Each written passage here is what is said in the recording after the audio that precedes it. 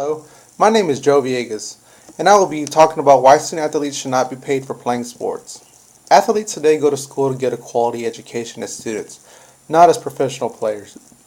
During this speech, I will be explaining why paying students will not only affect their quality of education, but could also put the universities in a financial bind and corrupt NCAA sports.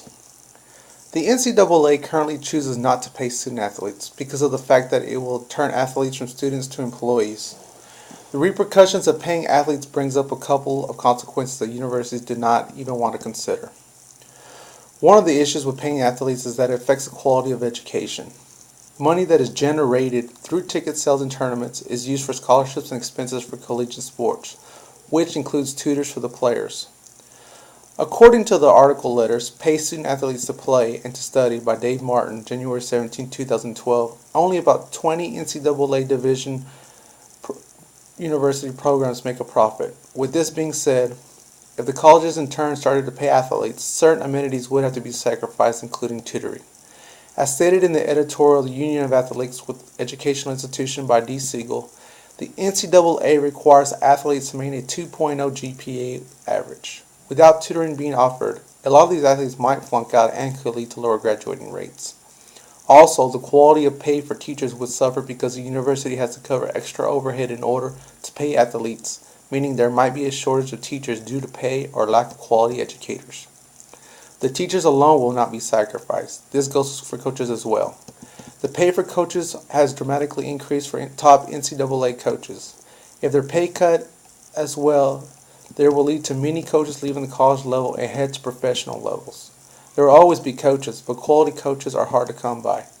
Now that we have talked about how paying college athletes will affect the quality of education, let us now talk how it will put the university in a financial bind. The cost of a college education is not cheap, as we all know firsthand.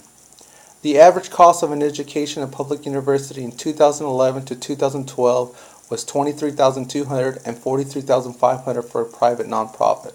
But the average net price, sticker price minus scholarships and aid, was $14,300 for a public and $23,000 for a private school.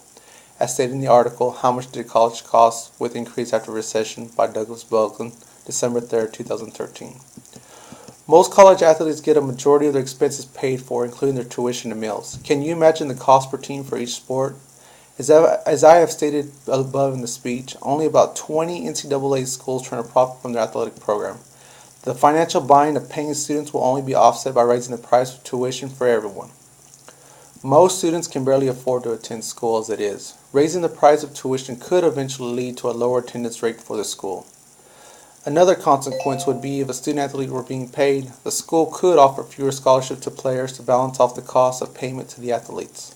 Also, the funds it takes to upgrade facilities and keep up on the athletic program is unbelievable. For example, as confirmed by CLEAF-PL USA Today, September 15, 2013, the University of Cincinnati will pay more than $80 million to expand its football stadium by 2015. This is the price athletic programs pay to give athletes top-of-the-line facilities so that their skills are developed to the fullest and that they are given every opportunity and even given name recognition so that they might have a chance to succeed at a professional level and that the time spent there in the facilities are as pleasurable as possible. Paying athletes will not only put the university into a bind where these type of upgrades and opportunities will not be given.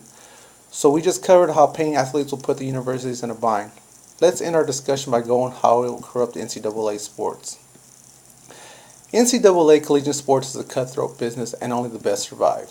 As many of you know, only the top schools get the best recruits in any sports. Not all universities are created equal, meaning not all schools will be able to pay out top money. Only the schools who generate high revenue will survive this business.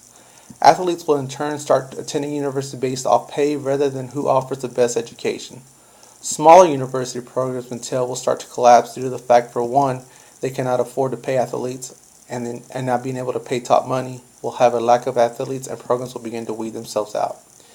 In the article, Should College Athletes Get Paid by Duncan Curry, April 5, 2011, he raises a very good question. Would each salaried player on a given team be paid the same amount? Who determines a player's value?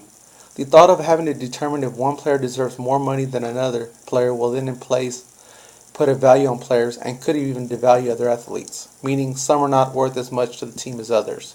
This could play a huge mental factor on student athletes on self-worth. College sports is about building character, not tearing it down. I hope everybody has realized that even though most people think athletes do not get some kind of compensation for their hard work, and all paid education and recognition alone is worth a lot more money than any type of payment can provide. The process of paying athletes will do more harm than good by affecting the quality of education. It will put the university in a financial bind, and it will corrupt NCAA sports. Thank you.